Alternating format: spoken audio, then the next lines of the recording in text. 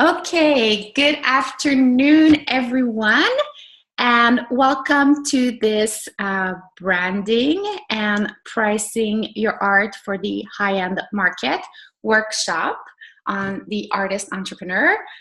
You probably know me if you're here, right? My name is Catherine Horaire. I'm the founder of the Artist Entrepreneur, and I'm a business and marketing PR strategist for artists and creative entrepreneurs. So today we're going to talk about branding, we're going to talk about pricing, and I'm going to explain to you why I've decided to bring those two elements together inside one single workshop. And I think it's going to, as I was planning the content, I thought, yeah, we need to talk about these two elements together because one needs to work with the other, and we're going to see why. So I'm going to open up my slides now. So while I do that, make sure you have some note-taking material handy. Make sure you've printed out your workbook if you want to follow. And yeah, that's the only rules today. So I'm going to share my screen and open up, yes, the slides. So are you seeing the slides? Yes, okay, I'm seeing Grace nod. So that means you can see it. Okay, perfect. So branding and pricing your art for the high-end market. What will we talk about today? So something way too many artists resist. Yes, it's so important, right? Your branding and your pricing strategy. And we're going to talk a little bit, we're going to take two steps back and talk about what really is branding, because for many, I think there's a misconception about what branding really means, and that's where that resistance is coming from, right? So we're going to talk about that. Like I said at the beginning, why are we talking about these two elements within one workshop, right? Well, because they go hand in hand and they have to be aligned, right? So the values and the components of your brand need to be aligned with your pricing strategy, right? So and also your vision and the people you are selling to. So for instance, if your goal is to brand yourself to get into a very high-end blue chip gallery, right? Your branding and pricing strategy will be very different than if your goal is, let's say, to sell online, right? Have a channel to sell directly to clients online, or if you're someone who, like one of our artists on the lab, who has a circuit of art fairs and basically sells her art through art fairs, your branding, again, will be different. But it needs to be aligned, right? The pricing and the branding. And one thing I want to make really clear here is that there's no right or wrong, right? It's not like, oh, you need to brand yourself to go into a high-end blue chip gallery, and if you don't do that, then your branding is wrong. Absolutely not. And there's no right or wrong way. You should be aligned with your vision. You should be aligned with your ideal collector. That's really what's the most important. Otherwise, you won't be happy in your business and you won't be selling because people won't get what you're trying to sell them. Okay, but we're going to get into all of that quite quickly. So today, you know, my three pillars, right, are mindset, implementation, and strategy, or more, we should start with strategy, implementation, and mindset. So today, we're especially going to talk about the strategy of branding and pricing, but I am going to encourage you using your workbook and some exercises to commit, right, to implementation of what we're going to learn today, and also have a rigorous mindset exercises to make sure that you're staying really positive, constructive, and that your mindset is an entrepreneurial one, right? Because that's really what we talk about in these workshops. So my goal really is to give you a framework to help you become more confident about the value of your brand and your art business. Okay, so we hear a lot about, and see how I didn't say like, I want you to be confident charging your worth, right? We hear that a lot, charging your worth, things like that. And this is something that I don't use. It's not a term that I use because I think you're worth much more than that, right? We shouldn't quantify our worth, personal worth, or our art's worth with the money, right? What I want you is to build that confidence about the value, the perceived value of your brand and of your art, right? Because if your brand and your pricing match the perceived value, right, then your art will sell, because people are looking for value. They're not buying a price, right? And that's what we need to stop thinking when I'm talking about mindset, right? Is when artists think that people are buying a price. They are not. Okay, they are not. When it comes to art, this is not the mindset of art buyers. They're not buying a price, but everyone wants to feel that what they're purchasing, right, has value, or the price that they paid was a good value. So I want to talk more today about value rather than worth, rather than buying a price, okay? And how do you create that perceived value? Of course, is by having art that's high quality, right? The best quality that you can put on the market. That's number one. But number two is going to be how you build your brand.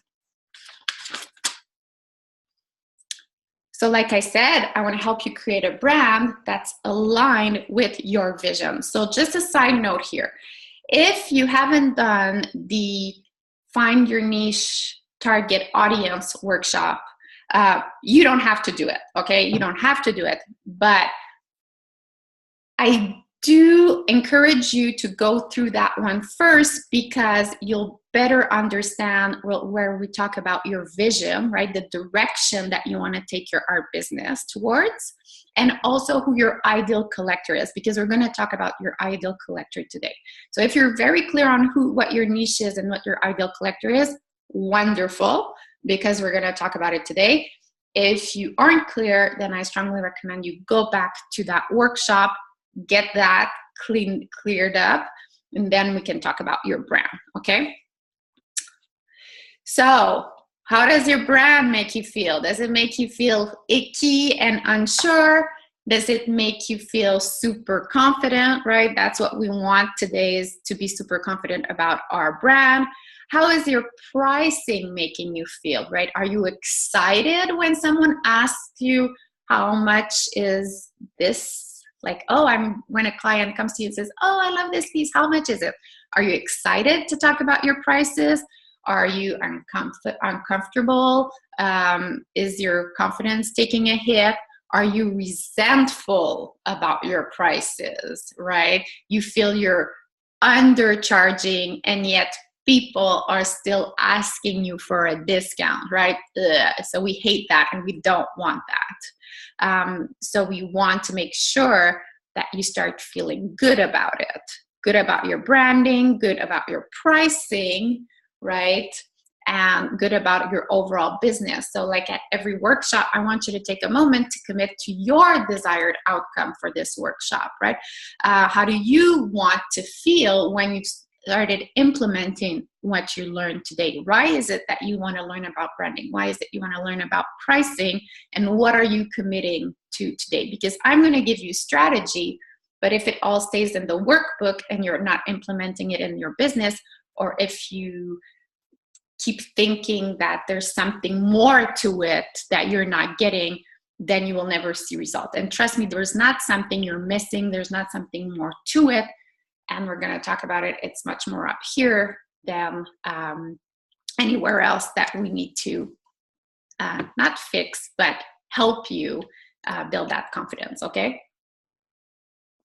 So as I was taking notes here of what I wanted to share with you, I was thinking about, the resistance, right?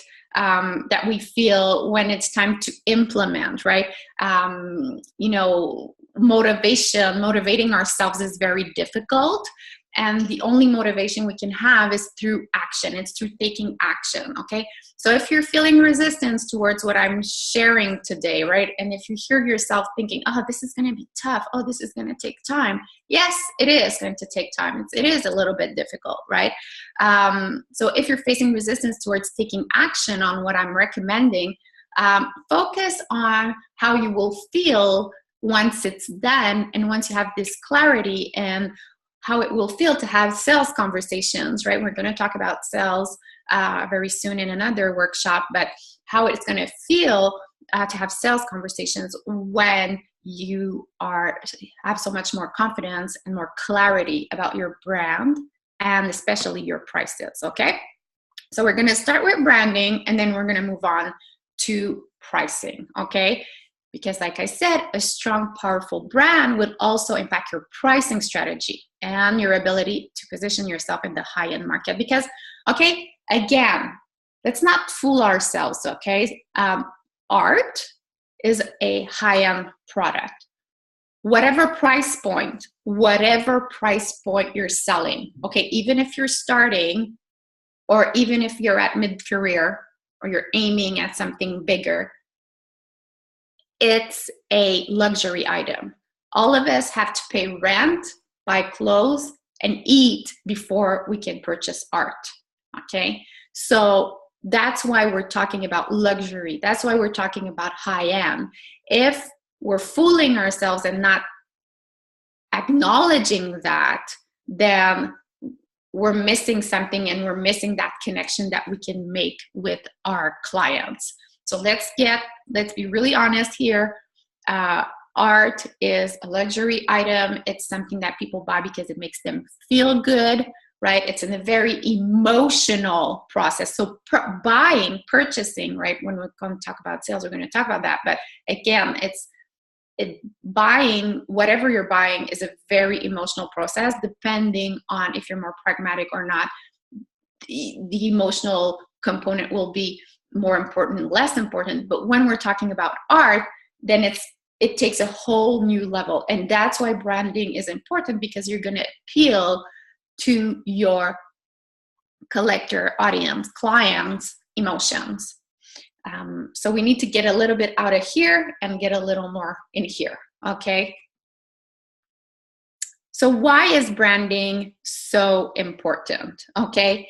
Because when we are selling, okay, when we have our business, when people come to us and they don't know us, we need to develop the know, like, and trust factors. First, we need to get people to know us.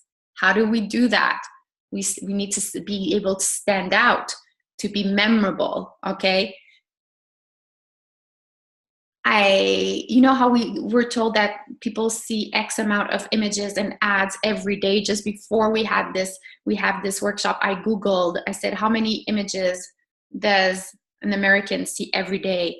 And the answers I got were between 500 and 5,000, okay? So we have to stand out. We have to be memorable, okay? No, it won't just happen by posting once on Facebook. That's not how you build a brand. It's not how you stand out and you're memorable, right? You have to build the know factor. Now the like factor, right?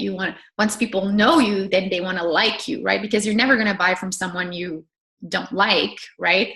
I've left stores many times wanting to buy something, but I just didn't buy because I didn't like the business. I didn't like the person who was serving me, right? So desirability, right? The like factor.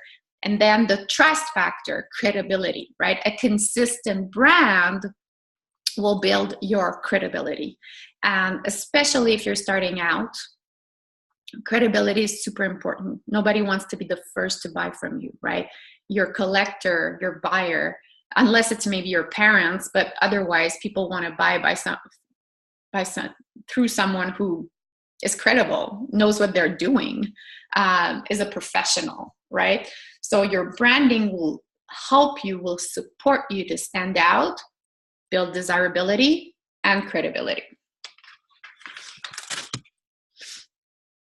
So what is a brand, right? And that's really important today, because a brand is not a logo. Logo does not equal brand.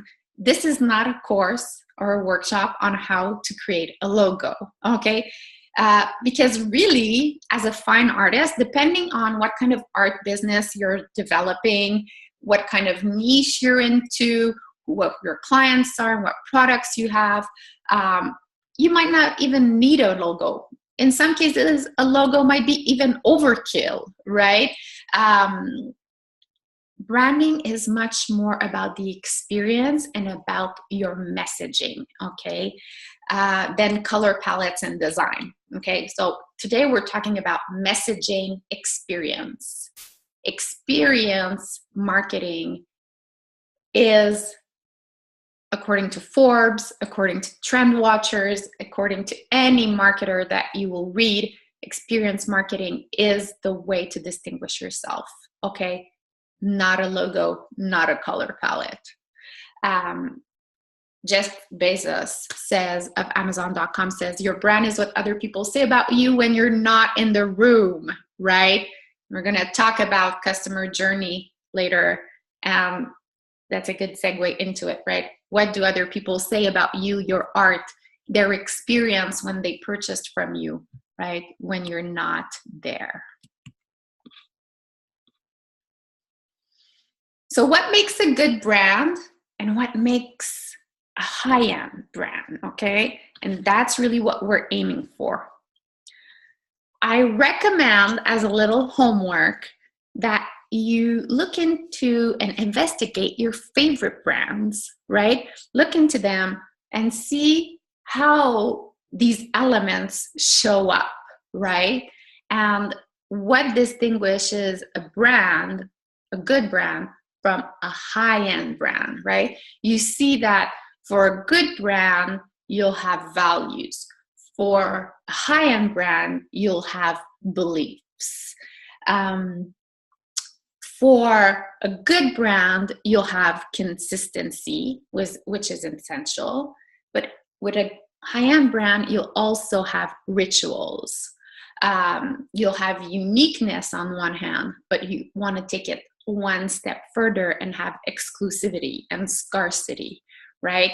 So it's really taking a good brand and taking things like really just one notch, you know, just going up there and not letting anything to chance.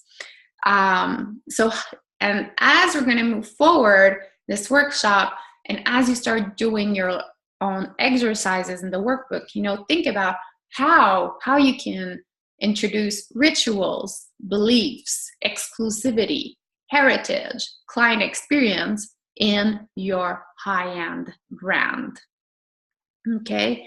To create exclusive community, right? So just to give you an example of rituals, right? What does rituals mean, right?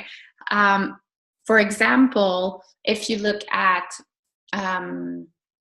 a brand like the beer Corona, okay? So I don't know if you know the beer Corona, but the beer Corona is considered a high-end brand of beer.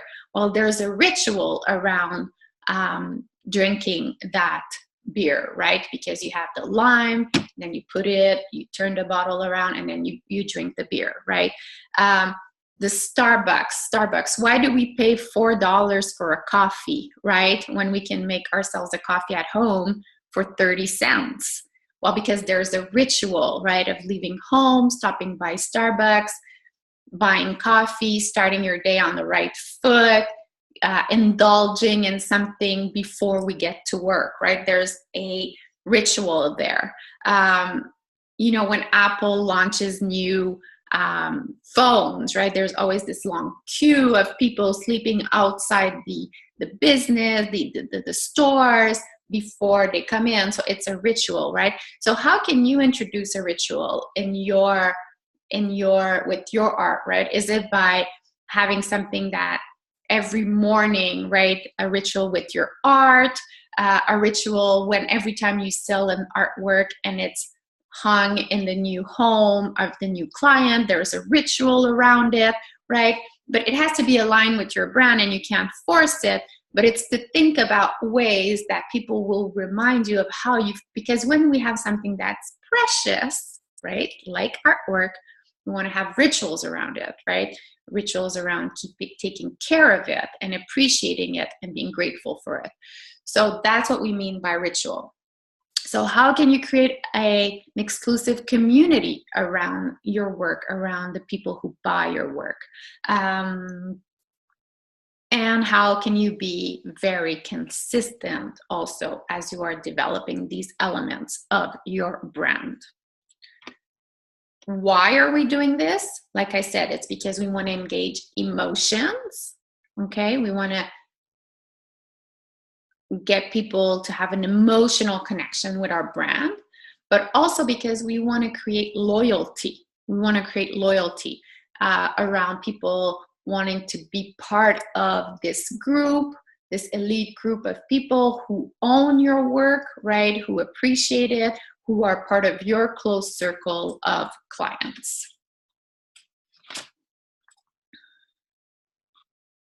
So what is your brand made of, right? So that's going to be your first exercise to really own in, right? What are the values, beliefs, the personality traits, the experience, the exclusivity, the skills, the styles, the uniqueness, the scarcity, the ideal collector, because it has to fit with your ideal collector also, right? Those values. This is something you both share, the beliefs, right? What beliefs do you and your collectors share, right? So now's the time to start brainstorming, and you can start by doing like a huge like list and dump whatever you have that comes to mind, right?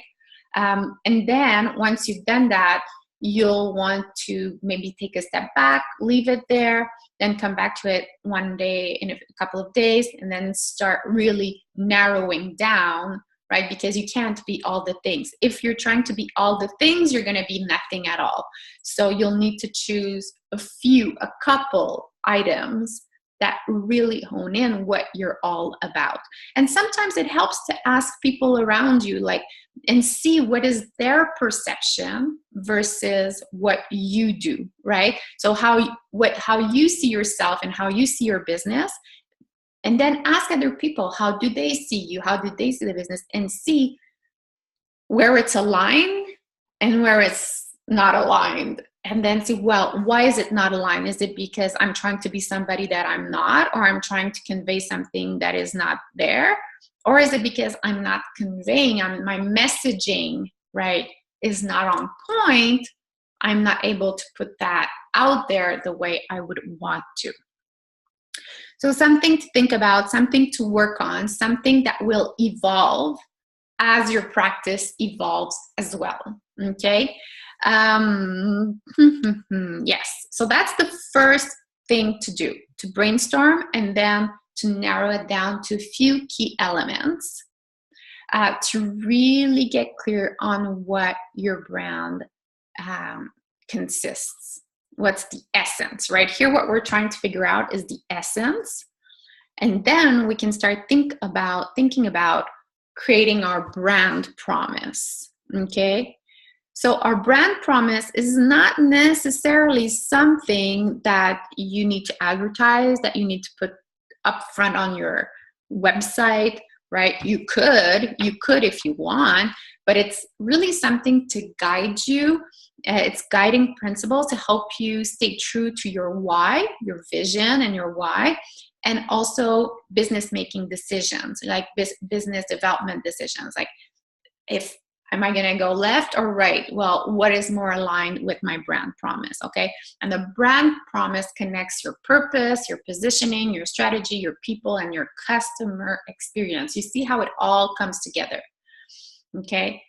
And again, it helps you deliver your brand in a way that connects emotionally with your customers and differentiates your brand, okay? So what does this all mean? Well, we want to make sure that what you're putting out there, right, connects with your ideal client in an emotional way. So I'm going to give you a little framework, a little template, if you will, to help you work on your brand promise. Like I said, why is this important? So that if somebody comes and tells you, hey, Sheila, you should think about joining this group or showing your work there or selling this or adding that to your website, you can say, thank you. Thank you for this recommendation. I highly appreciate it. And then you go back to your brand promise and think, okay, is this aligned with my brand promise? Is this aligned with the connection I want to convey and I want to create with my clients? So here's a template to help you, but you don't have to follow this, okay? Like, if you don't like rules and if you don't like having to put things in a box, don't use this, okay? You can be you're all creatives. You can be super creative about your brand promise. But I know for some people, it just helps to get the creative juices going to have a template for this. So it's basically only, and then your artist name or your artist business. And then you can decide what verb you want to put there. Do you create? Do you offer? Do you make? Do you develop? Do you whatever? And then you want to hone in, like, what's that uniqueness? What's that style? What's that offer, right? What's that element of that brand promise that is so important? And you want to get super clear on whom it's for, okay? Because your brand promise brings together your uniqueness. It connects your uniqueness with your ideal collector. That's why it's so important to know who your ideal collector is. Because if your brand doesn't resonate, if your ideal collector doesn't care about what you have to say, then you have the wrong ideal collector. Okay, you have the wrong target audience. So we need to take 2 steps back and figure it out, because you need to figure out why would they care, right? Why? So sometimes it's hard, right? Why should they care? And when you're not in a good time or not in a good mindset, you're like, of course, why would they care? Nobody cares, right? But it's up to you to find that fit, right? And it's only by researching and talking to your ideal collector will you find that fit.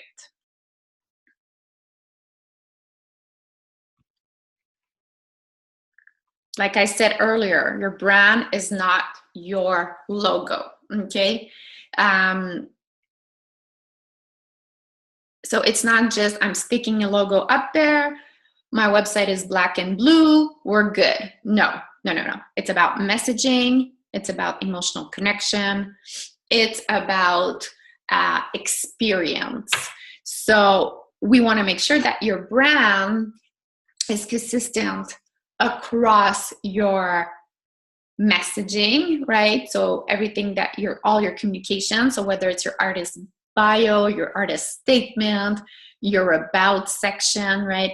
All your communication channels, your website, if you have a brochure, social media, if you're doing art fairs, what your booth looks like, how people are greeted, that's part of customer experience, right? When somebody purchases from you, is it a nightmare?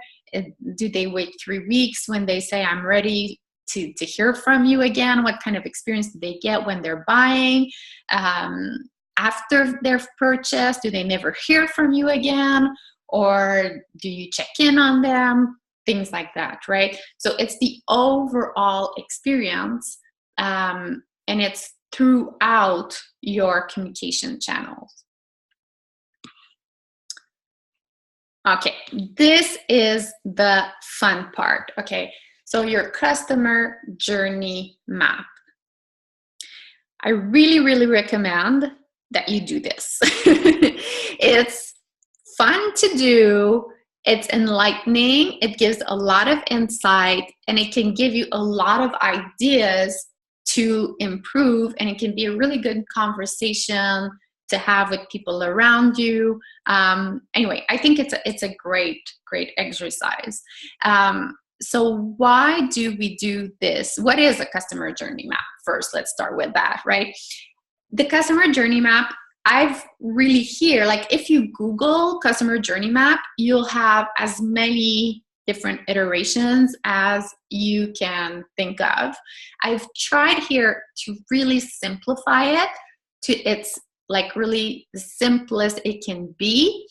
You have a template in your workbook, and you can absolutely change the stages that I've put there and adapt it to your specific situation.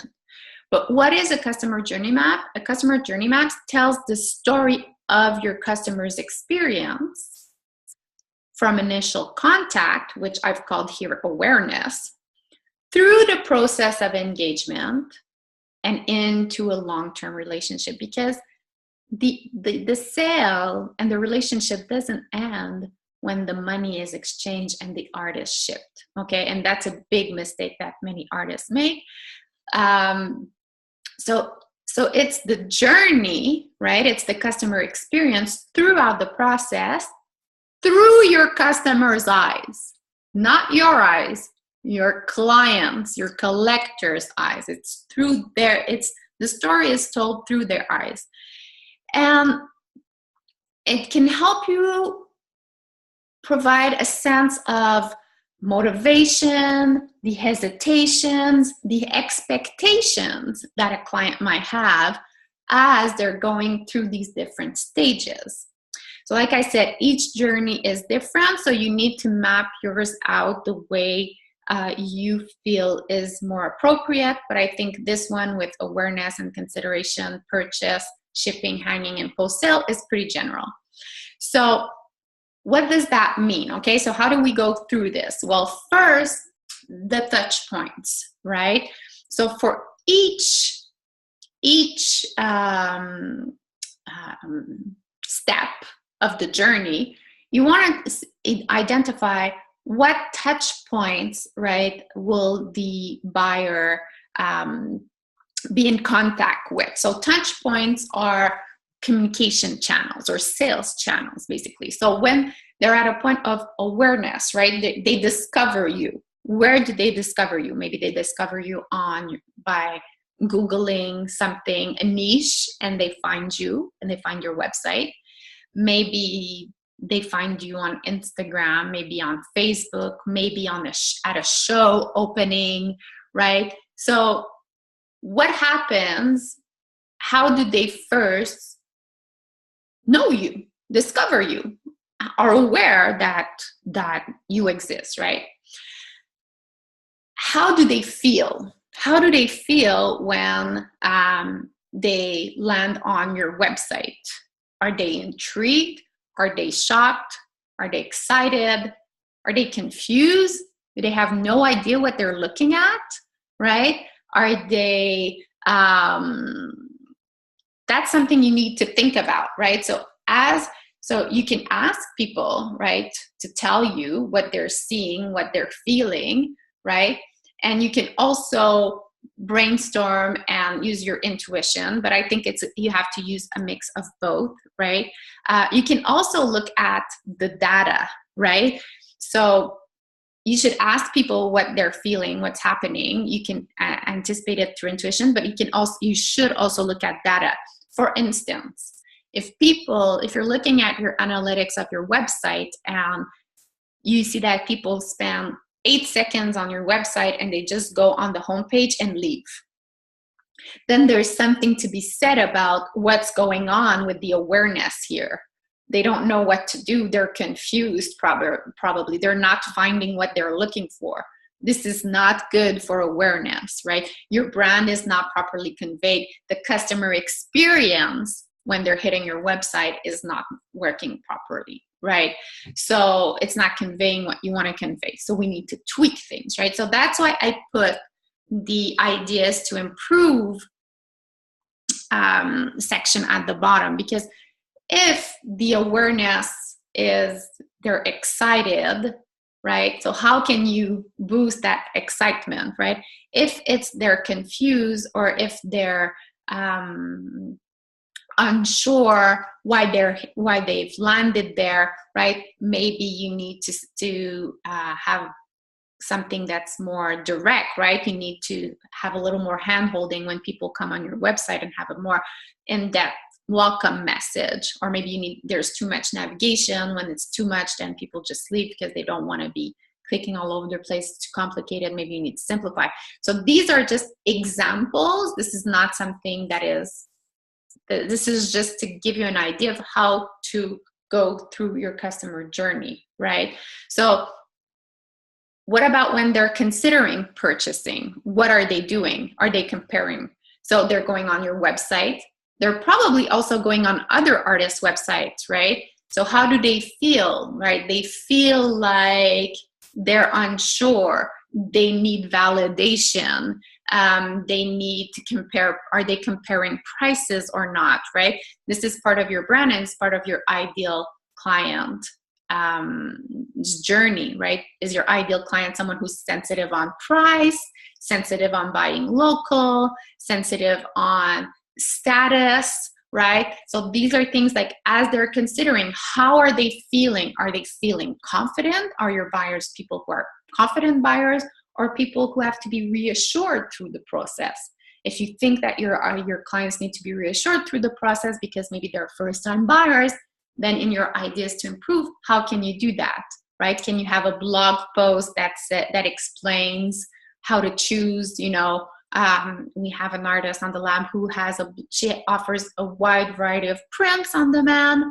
So she has a guide that people can download to explain which print is best for them, right? To reassure them in the process of purchasing. So that's just an example, might not apply to you, but what's going on while they're considering, right, the purchase? How are they feeling, and how can you help them either feel more of what they're feeling, like if they're excited, or if they're feeling unsure, they need reassurance, they need facts, right? Some people need facts, right? They need to feel that they're making a good buying decision. So they need facts to support that. Then maybe you need to put in some creds there, right? Show that you were featured in some media, or that you've won awards, or that you have some testimonials of past clients. So they're reassured, oh, other people have bought and they're happy, so I can buy too, right? So ideas to improve. And then during the purchase, how streamlined is the purchase process? Is it confusing? Is it super easy if you're doing commissions, right? So how do people learn about the commissions? Where do they see them? Is it on social media? Is it on a website? Is it through a contract, right? Is your contract clear, or is it confusing? Are people insecure about it, right? What are the different touch points when you're doing purchase?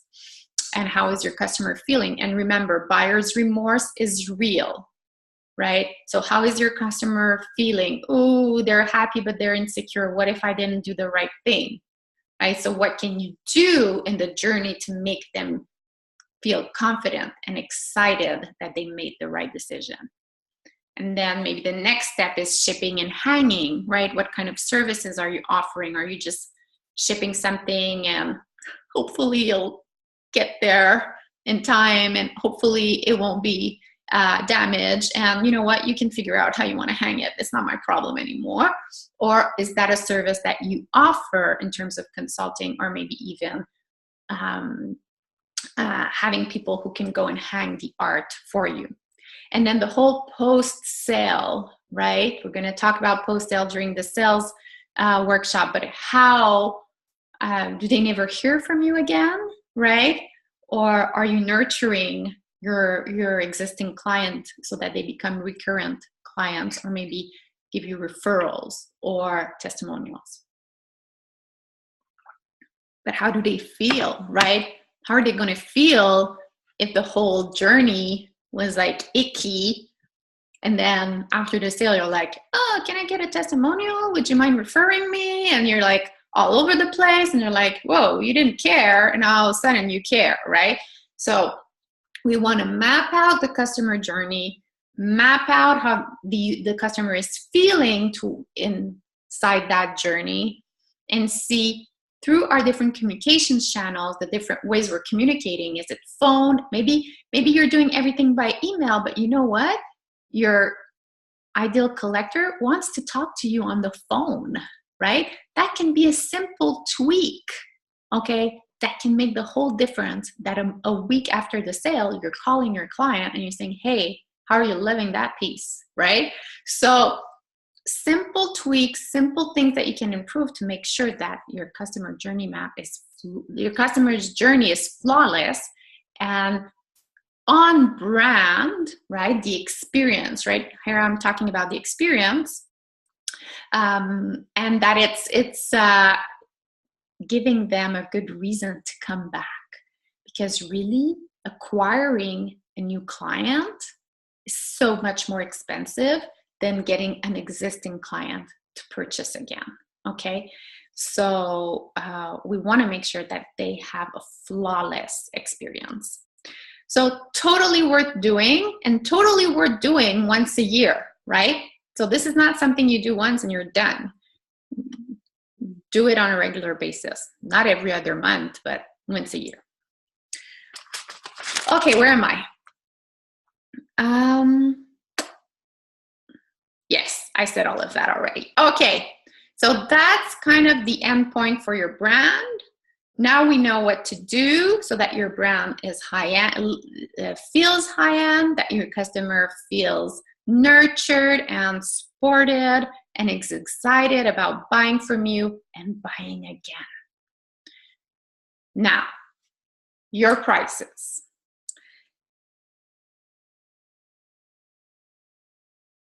Pricing. 80% of it is mindset and 20% is strategy and execution, okay? It's not rocket science, but it's like sales. It's all here, okay? And what I see and what I'm hearing from a lot of artists who are having problems with pricing their work is that they're looking for confirmation that their work is too expensive, rather than researching the market and looking for proof and basing their prices on proof, okay?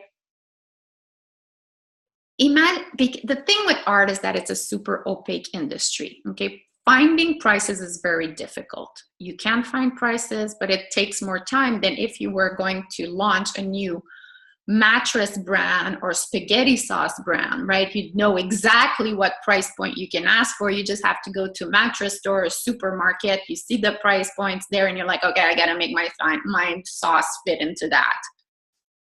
Art is so much more subjective.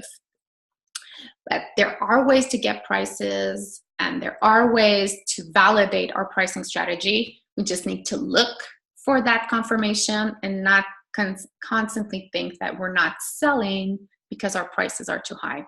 I don't believe in that.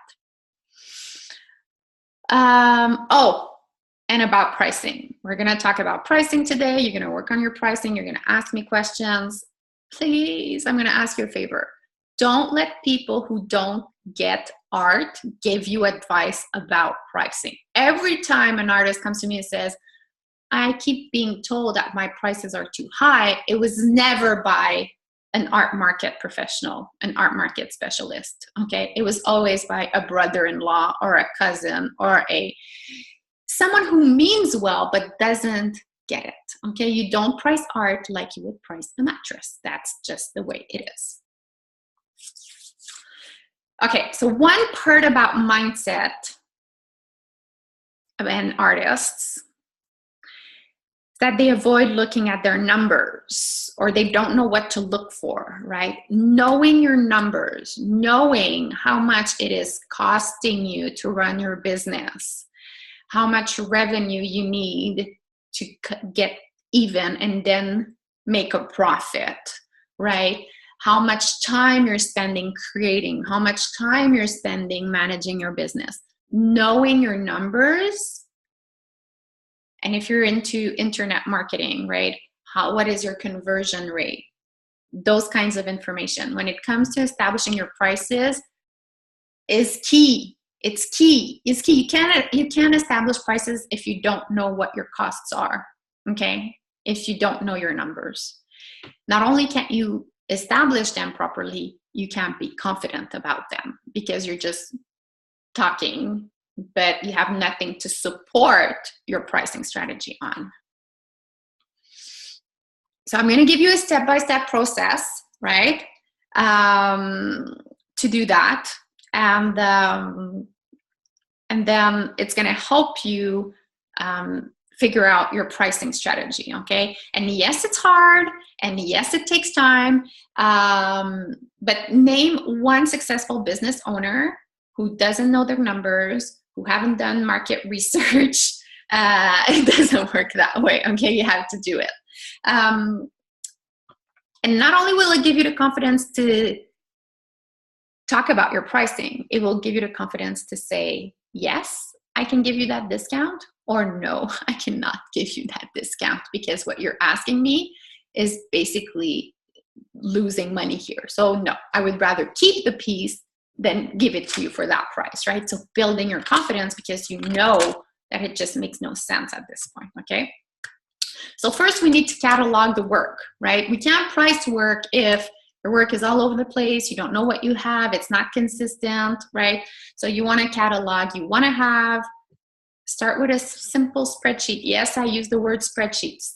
Take out a spreadsheet and buy Medium. If you have works on paper, works on canvas, prints, sculptures, if you have services, if your prices for your work and your commissions are not the same, right? So different sections you want to catalog by medium, date, size, product line, offer. Why are we cataloging? Well, because as you grow your business, you're going to leave works on consignment. You might rent work, you might sell work. You need to know where your work is, what it's worth, for your pricing strategy. Also, when you sell, you need to know what you sold to whom so you can know what your clients are buying and not buying. And for your legacy, right? In 100 years, when your grandchildren will want to know where all your artwork is, what you've created, right? Your work will all be cataloged. This is part of a mindset that you're taking this seriously, that you're treating this as the business you want it to become. If you want your work to be in a museum one day, you need to start treating your business and your art like fine art that can go in a museum, right? You need to take care of it, you need to nurture it, you need to catalog it, you need to keep track of it, you need to do all of those things. That doesn't happen. You don't start doing these things when the museum calls you, because the museum is never going to call you if you're not already treating your art as museum quality pieces, okay? So it's the first thing you need to do. Oh, and taking pictures, also very important, right? Taking pictures of your art. And if you can't do quality photos of your art, get someone else to do it. When artists ask me what's the first thing I should invest in my business, my art business, quality photos, super important, okay? And then you know what your body of work is, you know what you have, you can start researching your prices, okay? Doing your research is key for confidence, good conversations, and sales. You need to know what's on the market. If you don't know what the market is about, then, yeah, but I saw an 8x10 last week and it was $100. Why is yours $1,200? What? Like if somebody says that to you, then you say, well, tell me about that piece that you saw that was $100, right? Or I don't know about the piece you saw that was $100, but my piece is $1,200 for these reasons. And then you can explain the reasoning behind your pricing. And explaining is not justifying, right? It's two things. If you've done your research, you're not justifying, you're explaining. If you don't do your research, you're just like, well, you know, mine is probably better. No, it's not better. It's just different. And you're treating your art like a business, and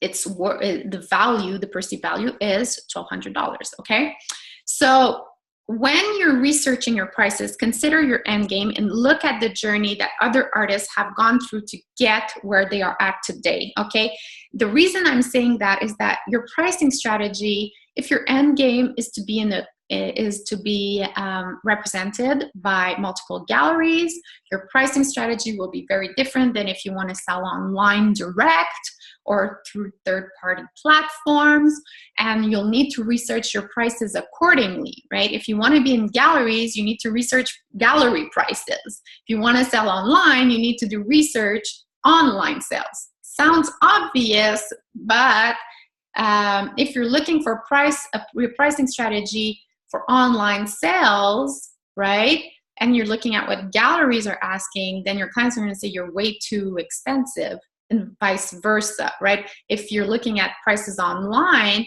and you want to sell in a gallery and you're going to go to the gallery owner and say, you want to represent me? It's like, I don't want to represent you. This is not worth my time because I'm never going to make money with you, right? So it's really important to align your research with the sales channels you want to use, to align your research with your end game. Even if you're not represented by a gallery now, if that's your goal, you need to think about having a price structure that will be interesting, that can increase eventually to meet the expectations of the galleries you want to get into. Okay. One thing about that is as you start increasing, let's say you start establishing your prices and you're feeling good about them, and then you want to increase them. I just want to give you a note of caution, to be cautious about increasing your prices too quickly, because the last thing you want is to be at a point where you feel you're not selling and then you have to lower your prices, and we don't want that. Okay. As you're establishing your prices, I have nothing against, and I highly even recommend having a little bit of buffer to be able to offer discounts, because in art sales, people ask for discounts. People say, don't discount your art. I'm always surprised when I hear that, because I've worked in high-end galleries and I've worked with clients directly. Everybody discounts. Okay, it's a myth that there is no discounting. It's just that people do it in a more sneaky way than others. So if you don't want it to eat up too much of your profit margin when you're researching your prices, when you're looking at your numbers, how much it's costing you to run your business, right? You need to know how much it's costing you to run your business, and then make sure that you're keeping yourself a little bit of buffer, because if you want to close the sale, and closing the sale means giving 5% discount, you'll want to give that 5% discount, okay? Also, what I see often is artists asking other artists, like for instance, on the Artist Entrepreneur Network, I'm doing a, watercolor, and it's, 12 inches by 24 inches. How much should I charge for it? There's no way that you can get an answer for that, right? Because without context, without research, without knowing your numbers and knowing what the market is asking and offering, you can't establish someone else's prices like that, or your own prices, okay? So forget about what others are doing and concentrate on your numbers and what the market is telling you. So a few do's and don'ts as you establish your pricing, okay? So things that you need to consider when you're pricing: your experience, okay? If you're just starting out versus if you're a mid-career artist, you have to take that in consideration. Your costs. The medium you use, right? Oil on canvas, more expensive than works on paper, okay? Kind of obvious, but print versus original, right? Your ideal collector, right? Your brand. When I say ideal collector, I mean brand. Who are you selling to? If you're selling at a farmer's market, if you're selling blue chip gallery, maybe I'm being very obvious here, but there's all a bunch of gray areas in between, your pricing will be very different, okay? The market, yes, you need to look at the market, what others are doing, how much they're selling for, and your sales channels, like I was saying, right? Gallery versus selling direct versus selling through events versus selling at wholesale, things like that. What you shouldn't take in consideration when you're pricing, how long it takes you to create. You're not selling by the hour, okay? You're not charging by the hour. Whether it takes you an hour, 15 hours, doesn't really matter. Of course, your production matters, right? If you only can create, because it takes you 3 months to create one piece, you can only create 4 pieces a year, of course your pricing will be adapted to that, right? But some people tell me, I've really mastered my technique and now I can create 3 pieces a week and I feel bad that I'm charging so much for it. Why are you feeling bad? You just said you mastered your technique. How long did it take you to master your technique, right? And that's why when a client asks you, how long did it take you to do this? You say, it took me 15 years. It took me 10 years. It took me 5 years. It took me 25 years, because that piece wouldn't be what it is today if you didn't have those 25 years, 15 years, 5 years, 3 years, right? To get you to where you are today. So the time it takes you to create it is relevant. What's relevant is your experience and how it's brought you to create. You know, why is it then when I draw a line, it's just like a line and it looks like nothing and it's horrible. And you guys, you take a pen and you do a line and it looks like something, right? It's like, because you've been doing this for so long, right? So time that it takes to create, irrelevant. Experience, very relevant. Inconsistency across channels.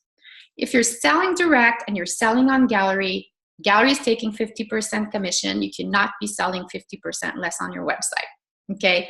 Or direct from your studio, unless you have an agreement with your gallery. So you have to be very, very careful, right? If you're selling retail and you're selling on your website, you have to be very careful. Pricing, otherwise, if your gallery or your shop or where anyone's holding stock for you is going to drop you so quickly, okay? So you have to be really consistent across your channels. If you have multiple galleries representing you, that can be a challenge. So you need to navigate this and be very political and make sure that everyone's charging similar prices, because buyers are going to buy, and they're going to call, and they're going to know, and they're going to buy. If they can get the same piece at a lower price, they're going to take it where it's the lower price. And when I say you shouldn't make it about you, it's not because you, at this point in your life, cannot afford your own art that it's too expensive. It's not about you, okay? It's not because you can't afford it right now that you never will be able to afford it. Hopefully you will. And it has nothing to do with you, because if you're basing everything and your ideal collector on you, then you're too close to it. You need to revisit that. So quickly, some pricing methodology, okay? So this is for a very basic, maybe work on paper or oil on canvas. So what I want you to take away for this, it's a guideline, and that is not an absolute rule. But what I want you to take away, if you take away one thing today, is the word consistency, okay? So it's not about this piece I like more, I'm going to charge more for it. This one is not really blah, so I'm going to discount it. That's not how it works. Maybe you don't like it, someone else will. Or if it's not up to par, then why are you selling it? Just hide it. Don't show it. Like, you need to show everything that's just top-notch quality, okay? So these are 2 formulas you can use, right? The linear inch formula or the square inch formula. These are 2 formulas that are usually used in gallery settings. It's a guideline. You might have to tweak it depending on if you do more smaller works, larger works. Sometimes when you're working with the linear inch formula, for smaller pieces, it becomes really expensive versus the big pieces. Anyway, you need to play around with it, but the whole point of this is to make sure that you're consistent and that your pricing is based on size. Okay, so you'll want to identify a coefficient. So once you've done all your research, you have some ideas, different price points for different sizes. Then you find the common denominator, which is their coefficient, and you try to apply it to all your pieces and see how that all works together, right? So for example, here we have a 40-inch by 20-inch piece. Of course, you don't look at the size of the frame, you look at the size of the canvas of the paper. And then if you do the linear inch method, you'll do 40 plus 20 and then times the coefficient that you've identified. If you have a coefficient of 5, it's going to be 312, 720. If you have a coefficient of 100, it's going to be more. Okay, so this is really to help you have a consistent formula, but like I said, it is not the end of it, right? You will have to tweak. Now, what happens if you're pricing prints or photography, right? Well, first you need to determine, are we looking at open edition or closed edition, limited edition, right? The pricing will vary if it's an open edition or limited edition. There's a lot of information out there on how to price your prints. One rule of thumb that we see a lot is open edition will be the price of your original divided by 10. Limited edition, your price of your original divided by 3. But again, this is a guideline. It is not like, oh, Catherine Horaire told me to do this, so I did it like that. No, no, no, no. Because of course it depends on limited edition. Is it a limited edition of 12 or a limited edition of 200, right? So again, research the market, what's being out there. Why is it that you're doing an open edition versus a limited edition, right? What's in it for you? What's in it for your client? How is that all fitting together with your brand? If you want to create exclusivity, very, very, very like scarcity, is an open edition strategy right for you? But if you have a really big following and you're selling online, maybe it is, right? So you need to look at what works with your brand and with your ideal collector. Costs are a main factor to consider because not all prints are equal value. Some artists I know get prints done for $3, and I know some artists who get prints done for $63, right? One print, right? Museum quality paper, right? Is it an etching? Is it a giclée? Is it like it? So there's the costs are really important, and you need to make sure that you're covering the cost and you have a profit margin. So at least 2-3 times the cost of producing that print. But again, the consistent formula applies, okay? Having a consistent across all your prints, right? Not, oh, this print, this set of prints, I find them more pretty, so I'll put them more expensive. That's not how it works. You have to be consistent across your print pricing. If you're doing 3D works or sculptures, right? Again, do you have editions or is it a one-off, right? Depending. Your costs, especially for if you're doing large scale sculpture, you want to get super clear on your costs. And again, you want to use a consistent formula. How about pricing services, right? Because think about, you have your art that you're selling, but maybe you have other services. Like we talked about shipping, we talked about hanging, we talked about framing. Maybe you want to offer your commission work more as a service, right? Rather than a price point itself for the size, right? Because a commission work for a portrait or a family portrait might not be the same price. If you're giving lessons, right? So how do you price these things? We need to think about those things too, right? Again, where do you position yourself as a brand, right? How can you pack your offer with value? If you want to position yourself high-end, then you need to price your service high-end and offer the best value there. Also, hourly services versus packages. So often I see artists who charge by the hour, right? But then they're losing money because they're like, I'm going to go teach a private class and it's going to pay me $55 an hour. That's great. I'm going to make good money. $55 an hour is great. But they didn't consider all the time they spent, you know, getting their clients for the class, right? All the time they have to plan the class, run errands for the class, the materials for the class, getting to the class, after the class. So they charge an hour and then they're like, oh, well, that took me 2 weeks to organize and I made $55, right?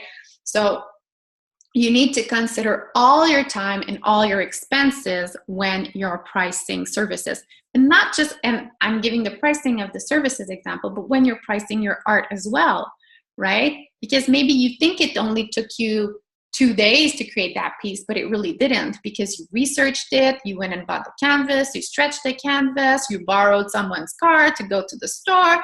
Then once you finished it, you know, all the marketing that you did, the time and the money you spent on marketing to sell the piece, that's part of expenses, that's part of time, right? And that's why you need to include that in your pricing. That's why when I see people selling original work for $65, I say there's a problem, because that person clearly did not take in consideration their whole business model and their whole expenses and how they spend their time and their energy and their investment. That's why also when it's time to invest in their business, they say, I don't have enough money. I have no cash flow. Of course you don't, because you're not planning your revenues, your pricing as part of your entire business model, but rather just based on a piece. Okay, so that's what makes the difference between an amateur and a professional. Okay, you can quote me on that one if you want. So all of this to say, okay, that this might send you back to the drawing board, right? Because once you start mapping out your pricing, then you're going to want to do financial projections, right? How many pieces do you need to sell through which channels to meet your monthly or quarterly or annual goals? If your goal is to make $50,000 a year, are you going to sell one piece at $50,000 or 1,000 pieces at $50? Right? Interesting question to ask yourself. Okay, of course we all want to make $500,000 this year, okay? But we have to be realistic and grow in stages, okay? So it's not like, oh, how much I want to do this year? I'll just price my art according to that. No, you need to go through the stages I've explained: cataloging, researching, knowing your numbers, right? And then establishing your pricing and knowing the market, and then establishing your pricing strategy. But then once you go back to knowing, you know, what your financial projections are, you might have to go back, like I said, to the drawing board and tweak your pricing, because maybe you need to invest in your business. Maybe you need to, because you're realizing that you're not able to create enough pieces to get the revenue that you want, right? So maybe you need to reduce your costs. Maybe when you're looking at your costs and how much you can charge for a piece, you're not making a profit. So maybe the problem is that you have too many, your costs. Maybe you need to produce more work, right? So maybe you need help with that. Maybe you need to market more. Maybe you need to invest in your marketing to grow your audience, because you realize that you need to sell more pieces and your audience is too small to really meet your goals to sell what you want to sell. So that's what I mean by financial projections. Okay, so next step. Okay.